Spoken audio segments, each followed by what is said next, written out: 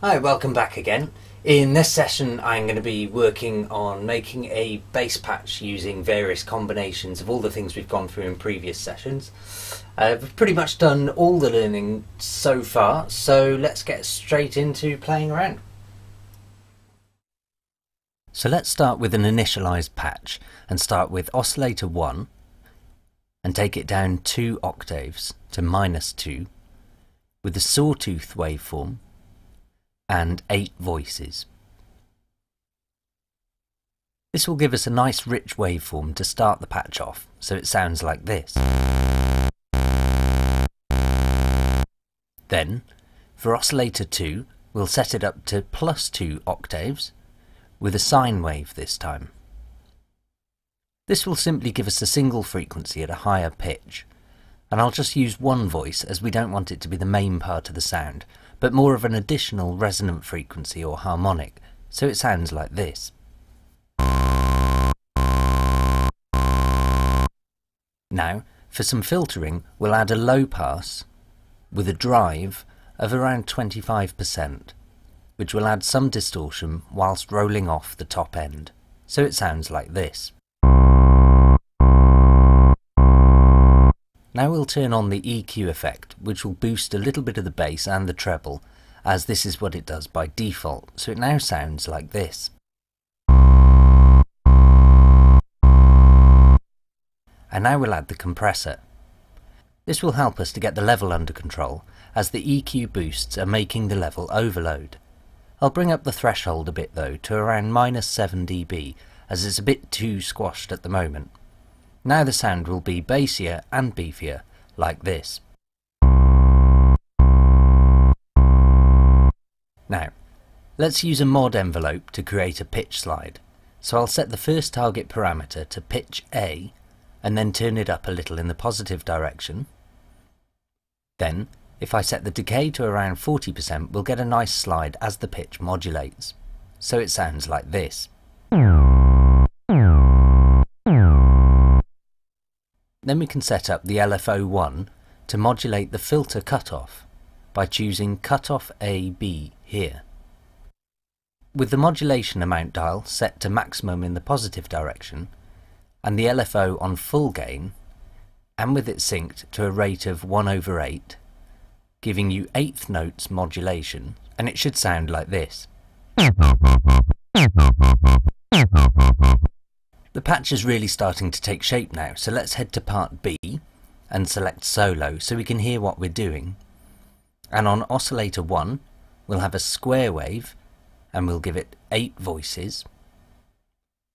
And I won't transpose it at all, so we'll get some buzzy but hollow middle frequencies, like this. Now we'll add a low pass filter and we'll give it a cutoff of 40%, and we'll set the resonance to 100%. Then you can hear that LFO1 is already modulating the filter, so we get some nice resonant filter sweeps that will be synchronized with those of part A, like this. Now let's set LFO2 to affect the filter B cutoff on its own, also at a rate of 1/8 notes, turning the dial a little in the positive direction and having the gain at full. What we're going to do now is to have the LFO rate controlled by mod envelope 2.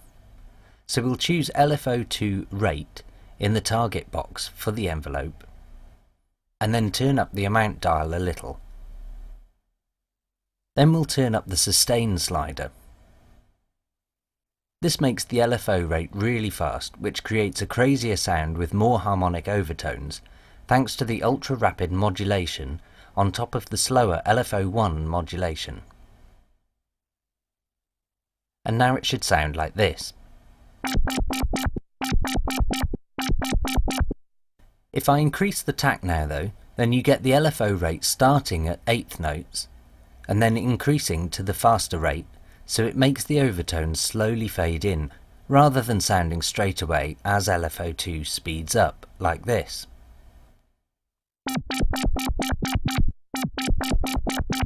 If I add part A back in now, you can hear that part B is adding much more colour and character to the patch, like this.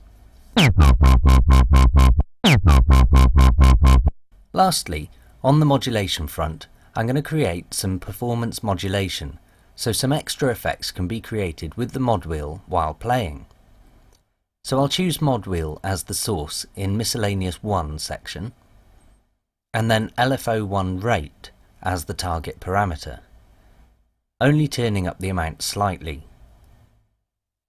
Then, if I turn up the mod wheel, I can change the main filter modulation to different faster rates like this.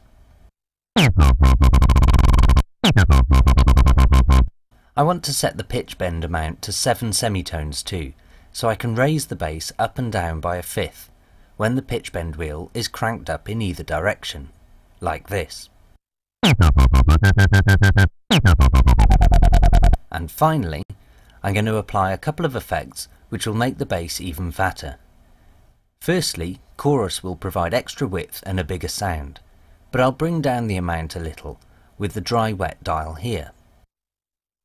Then, the distortion effect will make the bass much crunchier, and I'll turn this one up using the amount dial here. Now the patch should sound like this.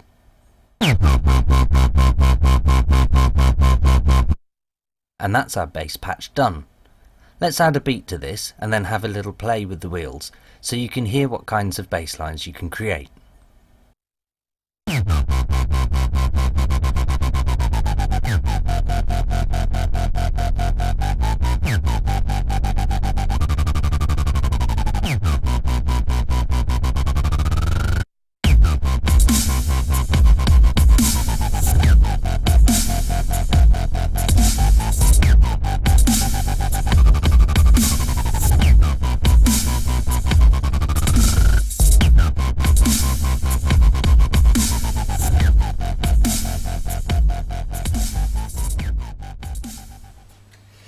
Before you start the next module, have a play with some of the settings in this patch so that you start to become more familiar with what each dial and control does.